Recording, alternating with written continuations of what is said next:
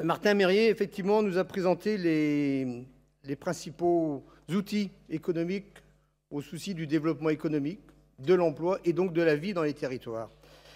Je ne vais pas revenir dessus dans leur ensemble, mais il y a un dispositif sur lequel je voudrais revenir parce qu'il me paraît représenter un caractère très symbolique, mais aussi très concret, porteur de sens et très fédérateur. Il s'agit du pass commerce et artisanat.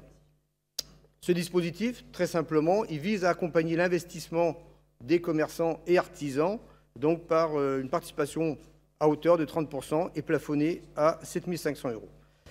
Les caractéristiques qui en font une approche originale et exemplaire, elles sont multiples.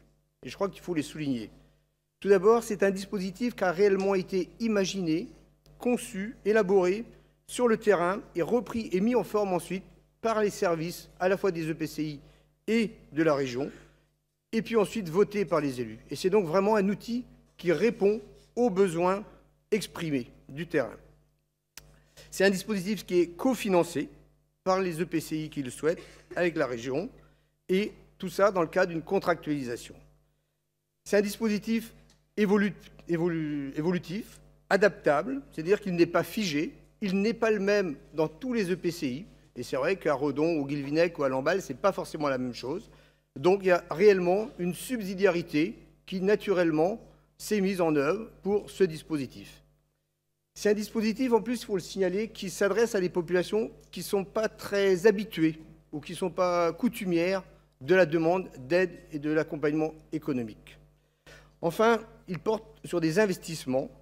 C'est un effet levier extrêmement important, puisque chaque fois qu'il y a une participation à l'investissement, eh bien en fait, ce n'est pas seulement l'aide économique qui est investie, il y a un gros investissement en général qui est fait. C'est-à-dire que très souvent, même, c'est le petit coup de pouce qui permet de lancer quelque chose qui n'aurait pas été lancé. Et puis donc, il contribue donc à un réel développement. À titre d'exemple, sur l'année 2018, jusqu'à octobre, on a eu 240 passes commerce et artisanat au niveau de la région. L'année n'était pas terminée et le dispositif, en plus, il est en phase de croissance. Donc, on sait que ce sont, à travers ces passes commerce et artisanat, des dizaines de millions d'euros qui sont injectés dans l'économie régionale, donc des emplois et donc de la vie dans les territoires.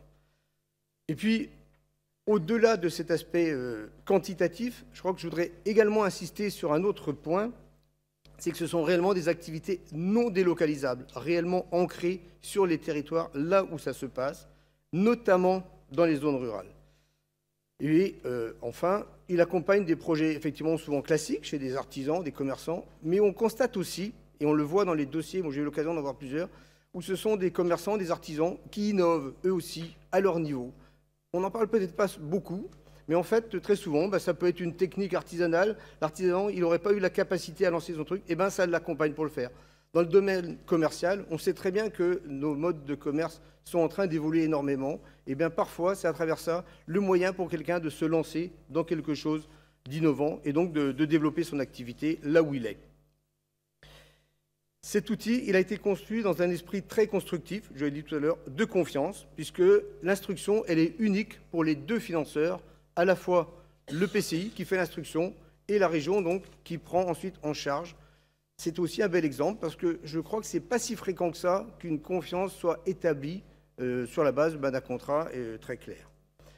Enfin, je voudrais signaler que si ce dispositif est un dispositif EPCI région, eh bien en fait, comme il se passe dans les communes, on constate que les maires sont aussi extrêmement impliqués dans sa mise en œuvre, dans sa promotion.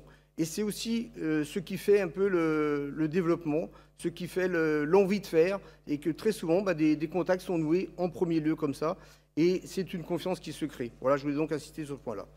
Voilà, donc vous l'aurez compris, si j'ai pris le temps de vous détailler tous ces aspects-là pour quelque chose dont on ne parle pas forcément très souvent, Martin Mérier l'a cité, mais très souvent, ce n'est pas ce qu'on met première chose en avant. Eh bien, si j'ai pris le temps de vous le faire, c'est parce que très souvent, on voit dans les systèmes d'aide des systèmes très lourds, très compliqués. Eh bien là, vraiment, ce n'est pas le cas. Je crois qu'il faut le dire. C'est un outil qui est simple, qui est facile à mettre en œuvre. Deuxième chose, cet exemple, il illustre une réflexion commune, à la base, portée collectivement. Et c'est aussi un esprit de travail que nous avons régulièrement en Bretagne, Je crois qu'il faut le dire. C'est aussi l'esprit que nous sommes en train de développer dans la Brayscope. Voilà, donc je voulais le souligner. Enfin, troisième chose, je voulais aussi le dire, c'est que très souvent, les territoires, le lien social, le développement, certains en parlent beaucoup, certains critiquent beaucoup, disent qu'on ne sait jamais assez, qu'on abandonne tout le monde. Eh bien, ce que je voulais vous dire aussi à travers ce pass commercial des Ardennes, eh bien, c'est que ce n'est pas non plus vrai tout le temps. La région, elle, face à tout ce qui peut être dit par ailleurs, elle agit, c'est concret.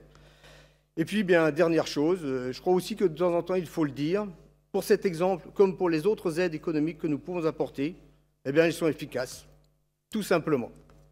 Je vous remercie.